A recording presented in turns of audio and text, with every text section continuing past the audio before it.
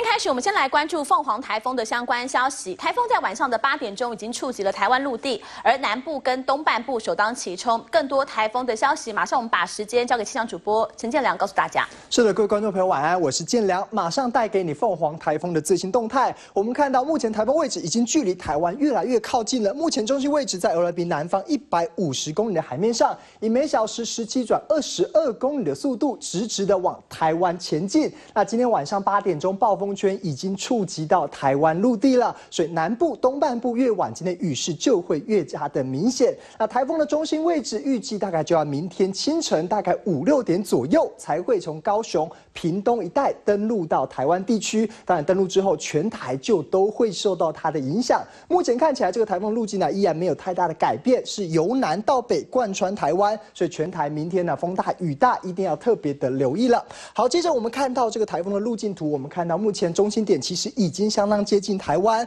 那明天清晨中心点就会从高屏一带登陆到台湾地区。那当然，明天白天开始，这个中心点来到台湾的正中央之后，全台都会在它的笼罩范围之内。那除了南部、东半部是首当其冲，今天一早呢，大概东半部地区已经有一些零零星星的降雨。越晚呢，南部地区雨势也会逐渐变得明显的。但明天白天开始啊，连今天好天气的北部地区也要特别留意啊，这天气上就会有一些变化。明天北部地区啊，白天开始也会风强雨大的，提醒呢全台都要留意这次台风的动态了。好，接着我们看到这个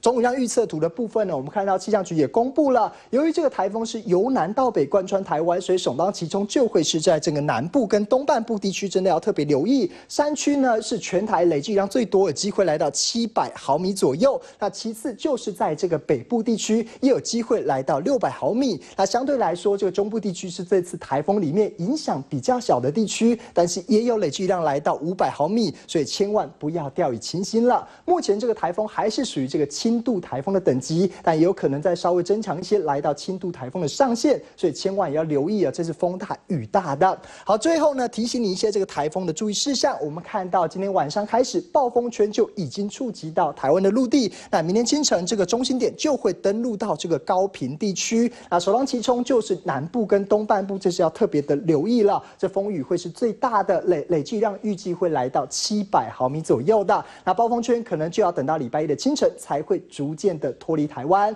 以上就是这一节的台风动态。非常谢谢建良告诉我们最新台风资讯。我们继续告诉您是明天各县市停班停课的情况，包括南投县、台中市、彰化县、云林县，另外还有嘉义县市、台南市、高雄市跟屏东县、宜兰县、花莲县、台东县跟澎湖县，而另外包括最新的交通资讯，还有5个省道预警性的封闭，国内航班明天全面停飞，而台铁明天凌晨0到5点以前各级列车全部停驶，清晨5点到中午12点以前南回线的各级列车全部停驶，西部干线、屏东县、宜兰县跟北回线、台东县各级对号列车都停驶。